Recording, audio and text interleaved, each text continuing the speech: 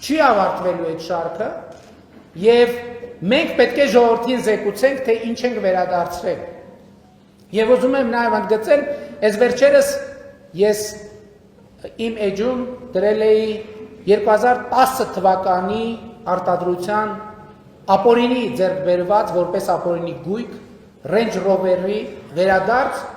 եւ էլի ինդիմադիրները սրանով էլի ժողովրդին խափում են ոչ, դա հենց նրա ապացույցն է, որ հատիկ առ հատիկը բարիս բուն իմաստով հատիկ առ հատիկ է։ Եթե տենց դուր չի գալիս, ուրեմն Range Rover առ Range Rover ենք վերադարձնելու, բրաբուս առ բրաբուս, ящик առ ящик։